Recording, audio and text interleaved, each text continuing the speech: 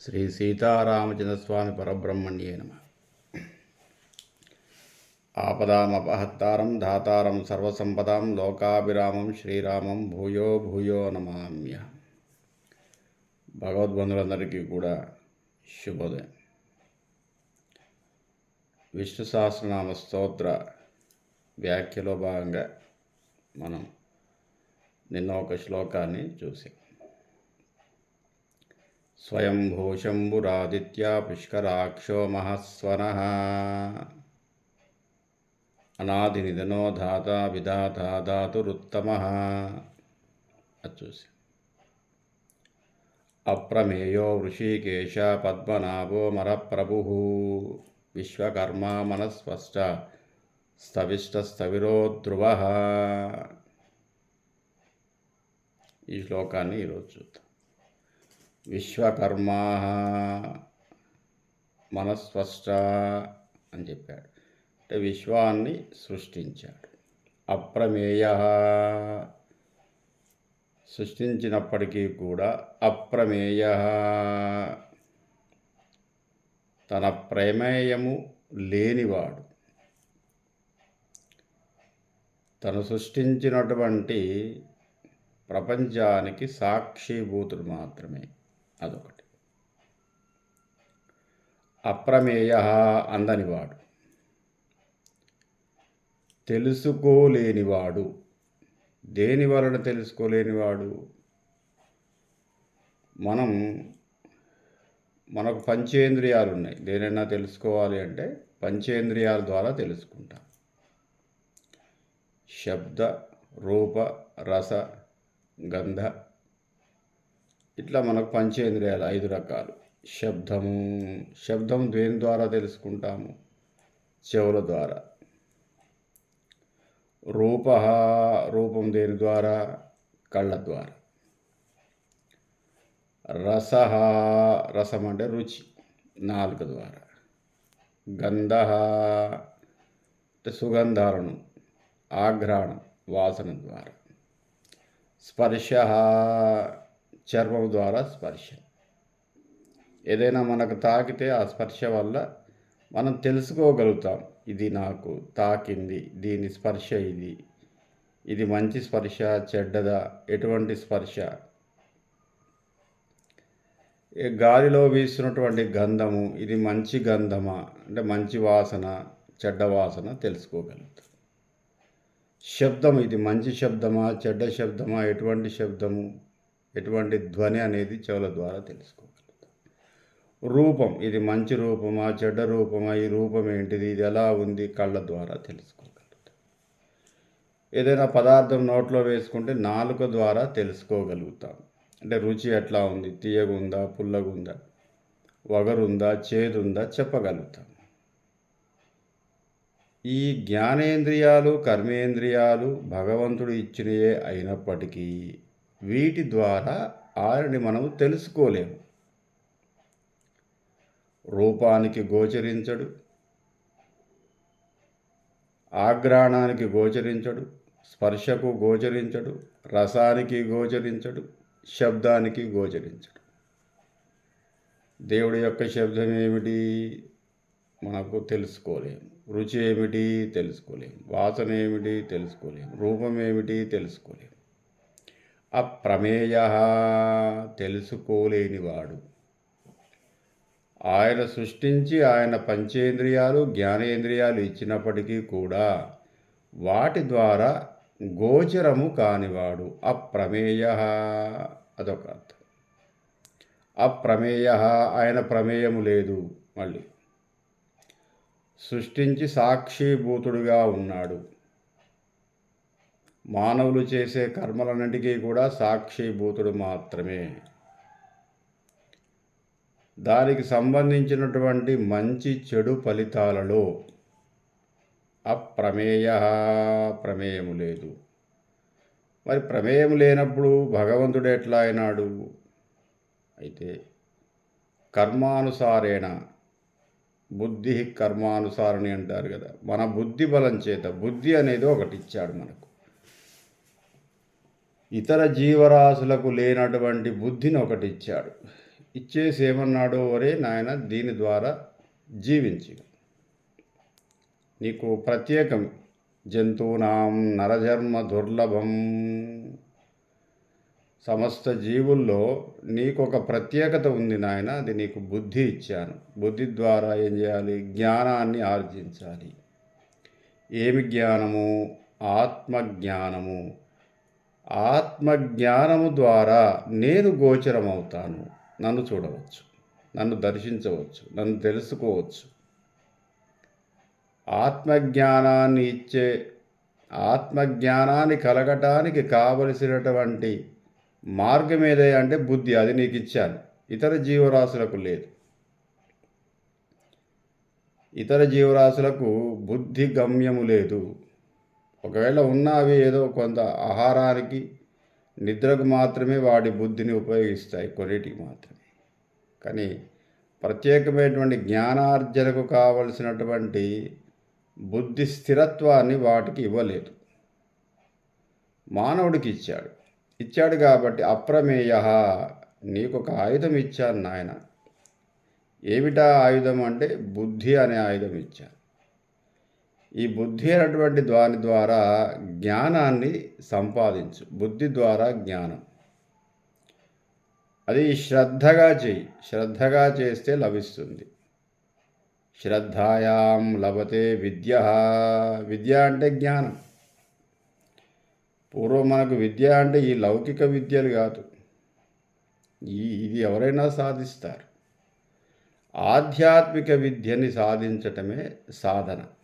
దాన్ని సాధించటానికి నీకు బుద్ధి ఇచ్చాను నాయన.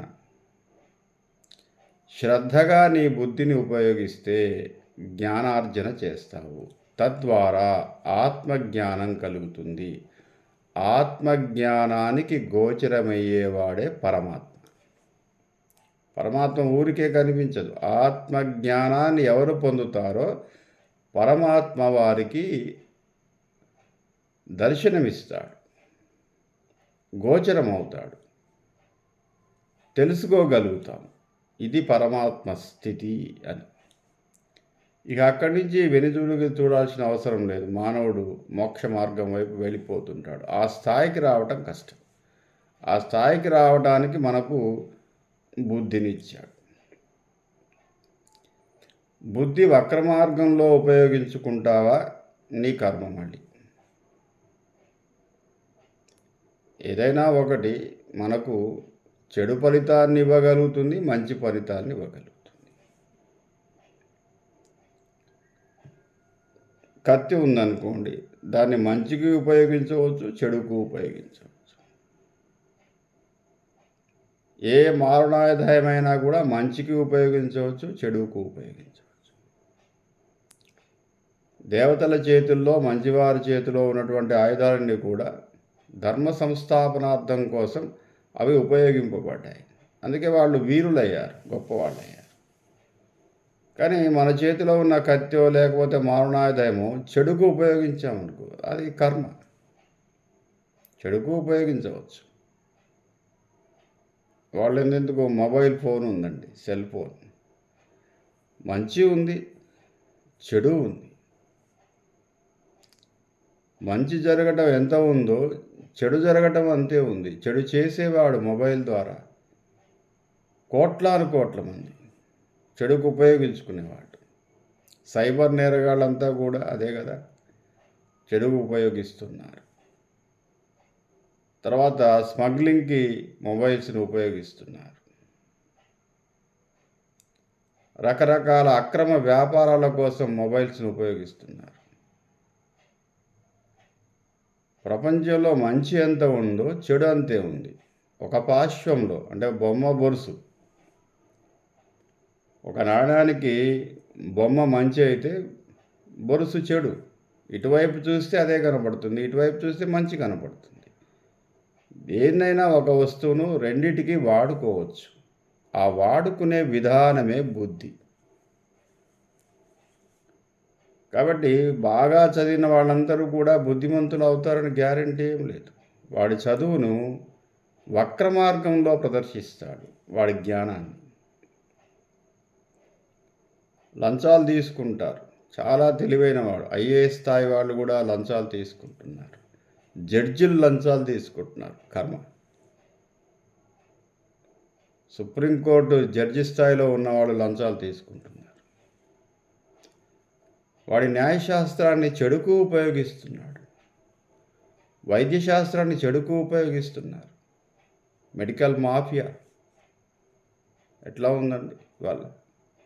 కార్పొరేట్ హాస్పిటల్ అడుగు పెడదామంటే భయపడి చచ్చిపోతున్నారు. అక్కడే వాడికి హార్ట్ అటాక్ వస్తుంది వాడికి అడుగు పెట్టగానే.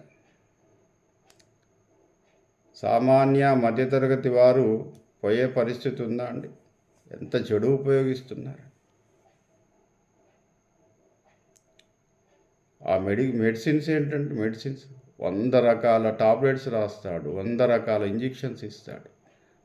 అవసరం ఉన్నాయి లేని అంటే మెడికల్ని తను చెడుకు ఉపయోగిస్తున్నాడు. తన శాస్త్రాన్ని, జ్ఞానాన్ని, బుద్ధిని చెడుకు ఉపయోగిస్తున్నాడు. కాబట్టి అప్రమేయ, నాయన నీకు ఒక బుద్ధి ఇచ్చాను, బుద్ధి ద్వారా జ్ఞానాన్ని ఆర్జించు. నీవు లౌకికంగా బతికే జ్ఞానంతో పాటు కొంత ఆత్మజ్ఞానాన్ని సంపాదించు. తద్వారా నేను గోచరమవుతాను. నన్ను తెలుసుకోవాలి, నిజంగా ఉన్నాడా లేడా భగవంతుడు అని తెలుసుకోవాలంటే ఊరికే కనిపించను నాయన. సాధన చేయాలి. శ్రద్ధగా లభతే విద్య. విద్య అంటే జ్ఞానం. ఏ విద్య అయినా శ్రద్ధగా చదివితేనే వస్తుంది. అది వేరిక్కడ. శ్రద్ధాయాం లభతే ఆత్మజ్ఞాన. ఒక్కసారి ఆత్మజ్ఞానాన్ని పొందినవాడు ఋషి అయిపోతాడు. ఇక లేశమాత్రము చేత తెలుసుకున్నాడు అనుకో, ఓ పరమాత్మ యొక్క స్వరూపం ఇది. ఆ రుచి వేరిగా. రామదాస్ గారు అంటారు కదా, ఎంతో రుచిరా రామనామం. ఆ రుచి. అన్నమాచార్యుడు 2 భార్యలతో సరదాగా ఉన్నటువంటి వాడు ఒక్కసారి వెంకటేశ్వర స్వామిని దర్శనం చేసుకోగానే పూర్తిగా మారిపోయాడు. ఒక్క దర్శనము చేత ఆత్మజ్ఞానం కలిగింది. ఒక మాట చేత ఆత్మజ్ఞానం కలిగింది. శంకరాచార్య మహాస్వామి వారు పోతూ ఉంటే ఒక కుక్కలు కాసేవాడు ఒకడు వచ్చాట ఎదురు. కుక్కల గుంపు వాడు. శంకరాచార్యుడు అప్పటికి ఇంకా ఆత్మజ్ఞాని కాదు, పక్కకు జరుగు అన్నాడు. కుక్కలు కదా, కుక్కలు కాసేవాడు కదా, కొంచెం చిన్న చూపు, పక్కకు జరిగినాడు. ఆ కుక్కల గుంపు వాడు, ఎవరిని పక్కకు జరగమంటున్నావు? నన్నా, నా శరీరాన్ని. ఒరే, నీవు వేరు, శరీరం వేరా? నా ఆత్మని పక్కకు జరగమంటే నీకు ఆ అధికారం లేదు. ఎందుకంటే నీలో ఉంది కూడా ఆత్మే. శరీరాన్ని పక్కకు జరగమంటావా? అది ఎట్లాగో పక్కకు పోతుంది, తర్వాత నువ్వు పోతావు. ఇద్దరు పక్కకు పోయేవాళ్ళవి. నన్ను ఎందుకు అంటున్నావు? ఒక వాక్యముతో ఆత్మజ్ఞానం కలిగిందట. సాష్టాంగ నమస్కారం చేశాడు కుక్కల గుంపు వాడికి. సాక్షాత్తు పరమశివుడే ఆ విధంగా నీ చేత చెప్పించాడు, స్వామి ఇప్పటి నుంచి నువ్వు నా గురువు. ఒక వాక్యము చేత ఎవరిని పక్కకు జరగమంటున్నావు? నన్నా, నా ఆత్మన అనగానే శంకరాచార్య మహాస్వామికి జ్ఞానోదయం కలిగింది. ఆత్మజ్ఞానము కలిగింది. అది ఎప్పుడు వస్తుందో తెలియదట. అశోక మహాచక్రవర్తి కళింగ యుద్ధంలో 1,00,000 మందిని చంపేశాడు. కళింగ యుద్ధంలో 1,00,000 మంది అనమాట.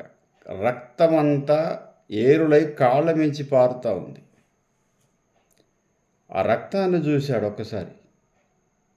ఒకసారి అడ్డు చూశాడు, ఒకసారి వెనక్కి చూశాడు. ఆయన సైన్యము చనిపోయింది. అవతల 1,00,000 మంది చనిపోయారు. అరే ఏమిటిది? కేవలం రాజ్యకాంక్ష కోసము, చిన్న కళింగ సామ్రాజ్యాన్ని హస్తగతం చేసుకోవటం కోసం. అప్పటికే ఆయన మగ సామ్రాజ్యం, పెద్ద సామ్రాజ్యం. కళింగని హస్తగతం చేసుకోవడం కోసం ఇంత యుద్ధం చేయాలా? ఇంత రక్తపాతమా? పైగా చనిపోయిందంతా సామాన్యులు, సామాన్య సైనికులు. కత్తి వెంటనే కింద పడేశాడు. ఒరే నేను యుద్ధం చేయను, ఈ కళింగ నీదే, మగధ నీదే. తన సామ్రాజ్యం అంతా కూడా బౌద్ధ భిక్షువులకు దానం చేశాడు. ఒక్క సంఘటన వల్ల ఆత్మజ్ఞానం కలిగింది. బుద్ధుడి తర్వాత అశోకుడు బుద్ధుడంతటి వాడయ్యాడు. బుద్ధుడి తర్వాత నెక్స్ట్ అశోక చక్రవర్తి, ఆ తర్వాతే ఆచార్య నాగార్జునుడు. ఆ విధంగా మారిపోయాడు. ఒక్క అవకాశం ఇస్తాడట స్వామి. అలా ఎన్నో ఎన్నో సంఘటనలు. వాల్మీకి మహర్షి, బోయవాడు, దొంగ, ఒక ఆత్మజ్ఞానం కలిగింది. ఒరే ఇది కాదు జీవితం. గౌతమ బుద్ధుడు, ఒరే ఇది కాదు జీవితం. సామ్రాజ్యాన్ని వదిలిపెట్టాడు, భార్యను వదిలిపెట్టాడు, పిల్లవాడిని వదిలిపెట్టాడు. ఆత్మజ్ఞానం కలిగింది. అది అంత ఈజీగా వచ్చేది కాదు, సాధన ద్వారా. మహామౌలకు మాత్రమే అంత గొప్పగా తొందరగా వస్తాయి. దైవాంశ సంభూతులు అంటారు వాడిని. దైవాంశ లేనిది ఏది సాధ్యం కదట. అందుకే పూర్వం రాజు దైవాంశ సంభూతుడు అనేవాడు. ఊరికే రాచరికం రాదు. ఒక పదవి వచ్చింది అంటే ప్రజల చేత ఎన్నుకోబడ్డామంటే ఏ విధమైంది కానివ్వండి, దైవాంశ సంభూతుడు. దైవాంశ ఉంటుంది వాడికి, తప్పకుండా దైవ బలం ఉంటుంది, దైవ కృప ఉంటుంది. అందుకే ఇంతమంది ప్రజలు ఆయన్ని ఎన్నుకోగలుగుతారు. అది మంచా చెడా తర్వాత విషయం. కానీ ఒక వార్డు మెంబర్ దగ్గర నుంచి ఒక ప్రధానమంత్రి వరకు దైవాంశ సంభూతులే. అందరూ సమానమైనటువంటి కృప కలిగిన వాళ్ళే. ప్రజలకు సేవ చేయడానికి ఎవరు ముందుకు వస్తారు? చెడు చేస్తున్నాడో అది వేరు, అదే ఇంతకుముందు చెప్పుకున్నాం కదా. తన బుద్ధిని ఉపయోగించి చెడు చేస్తాడా మంచి చేస్తాడా అనేది వాడి బుద్ధి విషయం. కానీ ఒక్కసారి గ్రామాధికారిగా గానో, గ్రామంలో ఉండే వార్డు మెంబర్ గానో ఎన్నుకున్నబడ్డాడు కొంతమంది ప్రజల చేత, దైవాంశ ఉండి తీరుతుంది.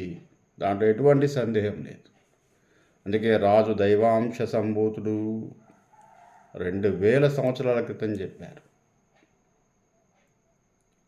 ఆ దయ ఉంటేనే ఆ నాయకుడు ప్రజానాయకుడు అవుతాడు, లేకపోతే కాలేడు. నాయకుడు అయిన తర్వాత ఏం చేస్తారు అది ఆయన బుద్ధి విషయం. అదే చెప్పాడు భగవంతుడు. ఒరే నీకు ఒక ఒక ఒక అవకాశం ఇచ్చాను నాయన, ఈ బుద్ధిని ఉపయోగించి ముందుకెళ్ళు, గొప్పవాడిగా నన్ను దర్శించు. నీ చేతిలో ఏదీ లేదు, నా కృప వల్ల నువ్వు గెలిచావు. అది ఎమ్మెల్యే కానివ్వండి, ఎంపీ గారు కానివ్వండి, ప్రధానమంత్రి కానివ్వండి, సీఎం గారు కానివ్వండి, ఈవెన్ వార్డు మెంబర్ కానివ్వండి, దైవాంశ సంభూతుడే. అందుకే నిజమైన నాయకుడు వేదంలోనే చెప్పబడింది, ప్రజానాయకుడే నిజమైన నాయకుడు. ఇవాటి వాళ్ళు ఉన్న రాజకీయ నాయకులంతా నిజమైన నాయకులే. మరి ఎట్లా అందరూ సేవ చేస్తున్నారా అది వ్యక్తిగతం. అది భగవంతుడే చెప్పాడు. ఒరే నాయన, నీకు నీ బుద్ధి వల్ల, నా యొక్క అంశ వల్ల నువ్వు గెలిచావు, నీకు ఒక స్థాయి వచ్చింది, దీన్ని ఉపయోగించిగా. నీకు ఒక ఆయుధం వచ్చేసింది చేతికి. ఇప్పుడేదో ఎస్ఐ గారు ఉంటారు, ట్రైనింగ్లో ఆయనకు ఒక గన్ ఇస్తారు. అది మంచికి ఉపయోగించవచ్చు, చెడుకు ఉపయోగించవచ్చు. తన వ్యక్తిగత పనులకు కూడా ఉపయోగించవచ్చు, వ్యక్తిగత శత్రువులు కూడా కాల్చవచ్చు. అది ఆయన బుద్ధి. దొంగల్ని కాలుస్తాడా, రౌడీని కాలుస్తాడా, ఆయన బుద్ధి. కానీ ఒక వెపన్ చేతిలో ఉంటుంది, దాన్ని ఉపయోగించును ఆయన. తద్వారా మనం చాలా గొప్పవాళ్ళము కావచ్చు, అధములము కావచ్చు. అందుకే రూప స్పర్శ గంధానికి చిక్కనివాడు అప్రమేయ. దేనికి చిక్కేవాడు? ఆత్మజ్ఞానానికి మాత్రమే చిక్కేవాడు భగవంతుడు. భగహ అంటే పుడతాడు. ఎక్కడ పుడతాడు? మన మనసులోనే పుడతాడు. మన మనసులో ఆత్మజ్ఞానము పొందడమే భగవత్ స్వరూపాన్ని దర్శించినట్టు. ఏదో ఉంది. ఆ మహామౌలు ఉన్నారు, చరిత్రలో ఉన్నారు, పురాణాల్లో ఉన్నారు, ఇతిహాసాల్లో ఉన్నారు, వేదాల్లో ఉన్నారు. అందరూ మంచివాళ్ళేం కాదు. వేమన ఉన్నాడు, వేమారెడ్డి 42 సంవత్సరాల దాకా పచ్చి తాగుబోతు, తిరుగుబోతు. అసలు ఆయనకు ఈ జీవితం అంటే ఇదేనేమో, ఈ తాగడము, తిరగడము, ఇలా ఉండడమే జీవితం అనుకున్నాడు. కానీ ఎప్పుడు వచ్చిందో ఒక జ్ఞానం వచ్చేసింది. 300 పద్యాలు అసలు ఎప్పుడు నేర్చుకున్నాడు? ఆయన బడికి పోయినటువంటి పరిస్థితి లేదు. ఎక్కడ గురువు శుశ్రూష చేసినటువంటి పరిస్థితి కనిపిస్తలేదు మనకు ఆయన. కానీ వేమన శతకాన్ని రాశాడు. వాస్తవంగా 300 పద్యాలు రాశాడు ఆయన.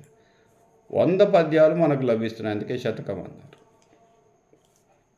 ఏమి ఆధ్యాత్మిక చింతన, ఏమి సామాజిక స్పృహ, ఏమి ఫిలాసఫీ అండి. వేమన తత్వము అసలు అగోచరం, గోచరింపదగింది కాదు. అది ఎంత గొప్పగా రాశాడు. ఒక్కొక్క చిన్న చిన్న వాక్యాల్లో జీవిత సత్యాల్ని పొందుపరిచాడు. అది అందరికీ వచ్చే అవకాశం కాదు, ఆయన కల్పిస్తాడు. అందుకే నేను గోచరము కాను, కానీ సాధన ద్వారా నీకున్నటువంటి బుద్ధి ద్వారా నన్ను తెలుసుకోవచ్చు. ఎలా తెలుసుకోవచ్చు? ఆత్మజ్ఞానాన్ని పొందటం వల్ల తెలుసుకోవచ్చు. నన్ను తెలుసుకోవడానికి ఆత్మజ్ఞానము మార్గము. Knowledge is the wisdom.